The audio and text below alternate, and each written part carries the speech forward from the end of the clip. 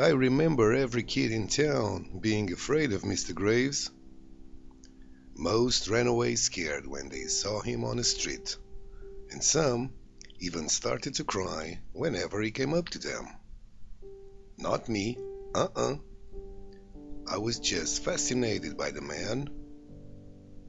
Looking back, I guess Mr. Graves was as intriguing to me as death was. Both of them still are, I reckon. The first after all this time, the latter regardless of any time.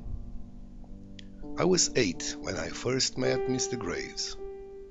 Grandma Lily had died, so my father took me along when he went to discuss with him the details of her funeral. Mr. Graves received us solemnly, his voice barely a whisper. He was so tall and pale, and thin to the point of gauntness. He was dressed in a black suit, had a white carnation on his lapel. After addressing Dad in subdued tones about Grandma Lily's obsequies, Mr. Graves looked at me, and then he winked. I don't think my father noticed it, but I surely did. What did I do? I winked right back at him, and I swear I saw the slightest smile touch his colorless lips. Sometime later, a year or maybe 2, I went exploring one day. It was summer.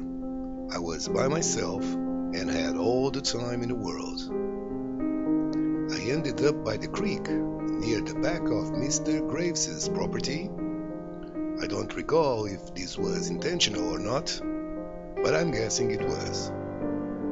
The place was huge, and it wasn't fenced or anything. As soon as I crept in, I felt my heart racing. When the mansion came into view, I held my breath.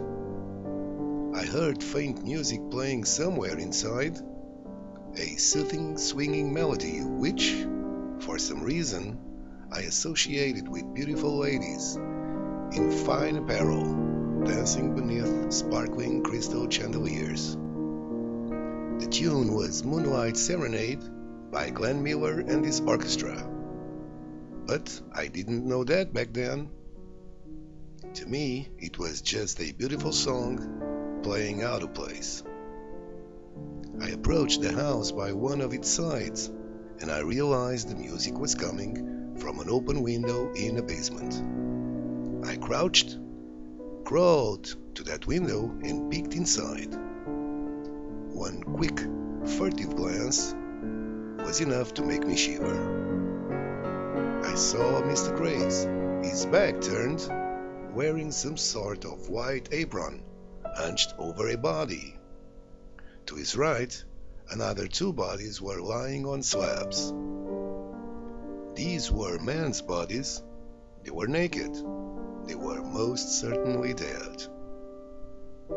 I looked away at once, so my glance lasted no more than a second. What I saw, though, was enough to scare the hell out of me. I had never seen a dead person before, not even Granny Lily. I felt like an intruder stepping into forbidden territory. I was panting. I took a moment to catch my breath, but soon curiosity got the best of me. I peeked again. A whole new picture opened before my eyes. The 3 bodies were now covered, and there was no one in sight. All of a sudden, I felt movement behind me. I turned quickly. Mr. Graves loomed over me. I screamed, terrified. I should have run as fast as I could, but I didn't move an inch. I pleaded instead. "Forgive me, Mr. Graves. Please, forgive me." He stood in silence, motionless, gazing at me. And just when I thought something bad was about to happen, Mr. Graves winked and whispered, "Come with me, kid. I want to show you something."